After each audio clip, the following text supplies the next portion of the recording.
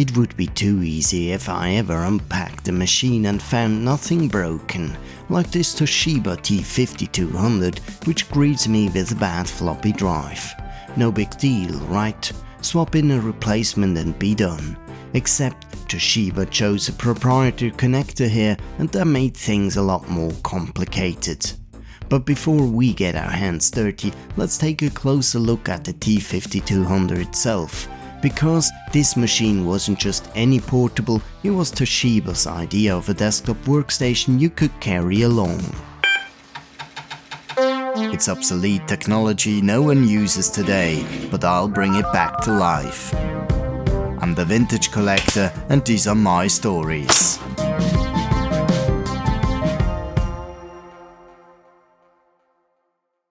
When Toshiba launched the 5200 in 1989, he wasn't aiming for the casual laptop crowd.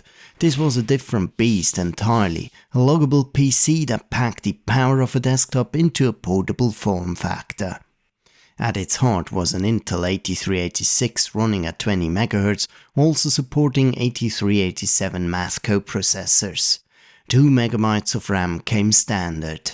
Keith, and I want you to tell us a little bit about the 5200. That's your highest end machine, isn't it? Right, the 5200 is our 20 MHz 386, now expandable up to 14 megabytes using the new 4 megabit RAM chips that we just announced. Did you hear that? A whopping 14 megabytes. That was crazy, even for 1989.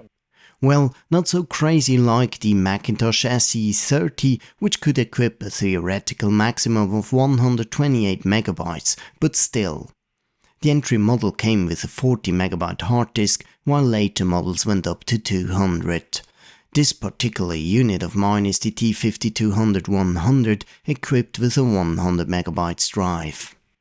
Instead of the dim, early LCDs, Toshiba went with a bright orange plasma panel. Sharp, high contrast, and fully VGA compatible. You could even run Microsoft Windows, though only in shades of amber. Externally, the T5200 offered dual serial ports, parallel, VGA out, and even 2 ISA expansion slots for audio cards, network adapters, or SCSI controllers. Along as well came also a proprietary expansion slot. Using the external VGA connector, you could attach a full-color monitor, while the built-in plasma kept things monochrome on the road. Road Warrior, though, is a bit of an exaggeration. The T5200 was portable, yes, but not mobile. It had no battery, so you needed a desk and a power outlet at every stop. Still, it was a solid professional machine.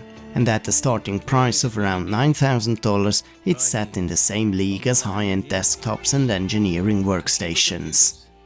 For those who wanted more than MS-DOS, Toshiba also offered OS2 1.x and even their own UNIX variant, branded TPIX. That system was essentially AT&T's UNIX System 5.386 with BSD extensions.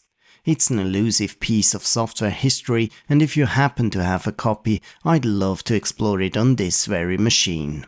Before I crack this Toshiba open, a quick word about today's sponsor, PCBWay.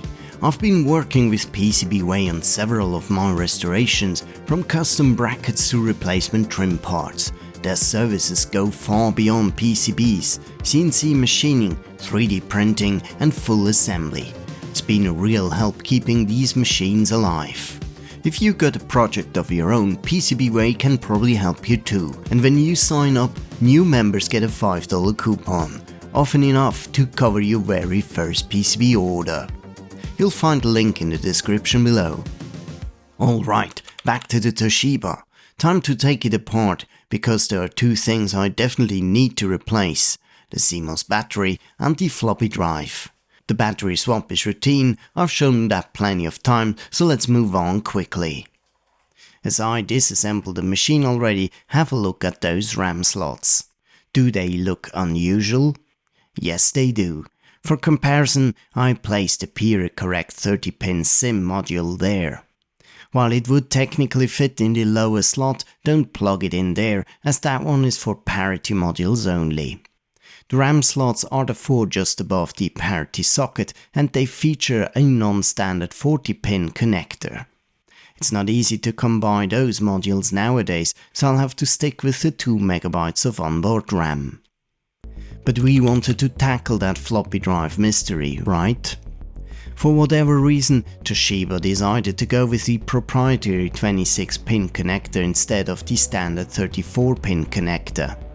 Now, you could read out the pin assignments from the maintenance manual, but luckily someone posted the instructions how to build a custom cable on Vogons. So I grabbed some ribbon cable plus 26-pin and 34-pin IDC plugs and fabricated my own.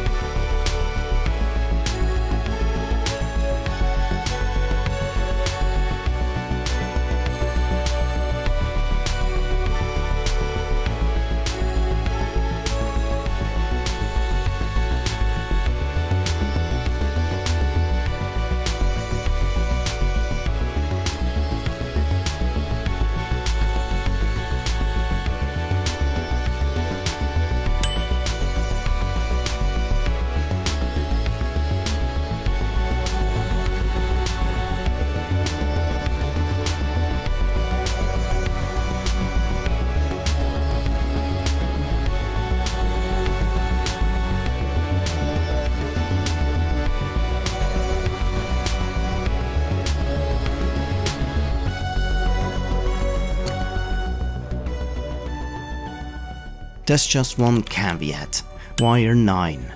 The original drive and the BIOS used it to detect if the disk was high density or double density.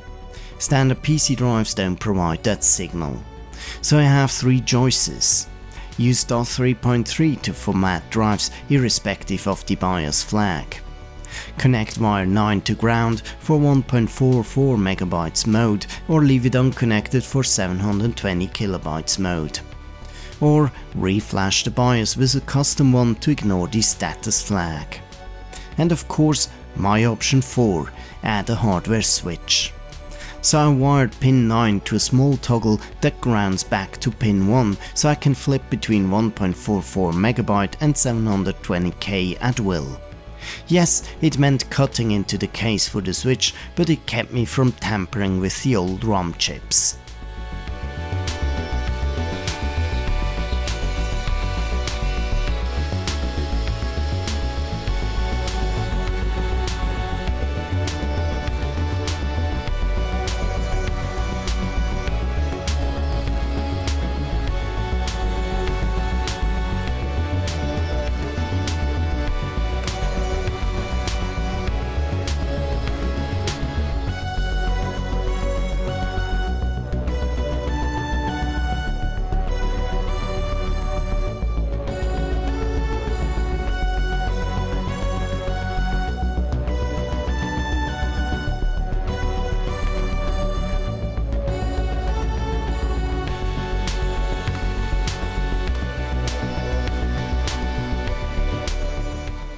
This mod is only needed if you want to format disks with the stock BIOS and the standard floppy. For normal read-write operations it's not required. But for installing MS-DOS 4.0 it became essential, since part of setup insists on creating a working copy of the first install disk, which requires formatting capability. Had I forced 1.44 MB mode permanently, the 720K install set for DOS 4 would have failed outright. In the end, the custom cable and that little switch were all it took to bring this machine back to life.